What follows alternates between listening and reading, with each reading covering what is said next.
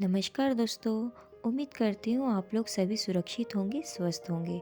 आज मैं आपकी दोस्त एक बार फिर एक कहानी लेकर आई हूँ। यह कहानी बहुत छोटी है पर इसके इम्पोर्टेंस काफ़ी बड़े हैं। इस कहानी को आखिरी तक जरूर सुनिएगा। एक बार एक राजा और मंत्री जंगल में शिकार के लिए निकले।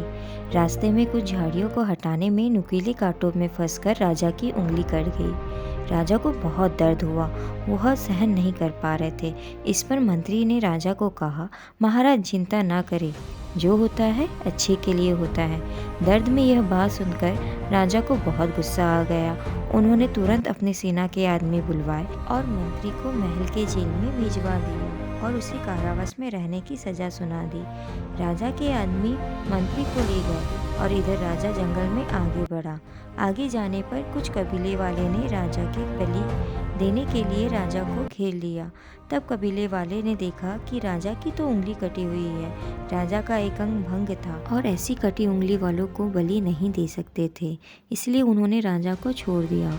उंगली कटी हुई होने से राजा की जान बच गई। तब राजा को मंत्री की बात समझ में आई। वो महल गया, तुरंत मंत्री को जेल से प्रेम पूर्वक बाहर निकाला और उनसे माफ़ी मांगी। राजा ने मंत्री को कहा, भगवान ने मेरी तो जान बचाई, लेकिन मैंने तुम्हें अपमानित किया, जेल में भेज दिया, इसमें क्या अच्छा हुआ। तो मंत्री मुस्कुराया और कहा कि अगर मैं जेल में नहीं होता तो आपके साथ में होता। कबीले वाले आपको तो छोड़ देते, लेकिन मेरी बलि दे देते। दोस्तों, इस घटना से हमें समझ लेना चाहिए कि लाइफ में कई बार ऐसी बातें हो जाती हैं जो हमें उस वक्त तो बहुत बुरी लगती है और दुखी भी बहुत करती है, लेकिन आगे जाकर हमें मालूम पड़ेगा कि वह हमारे अच्छे के लिए हुई थी।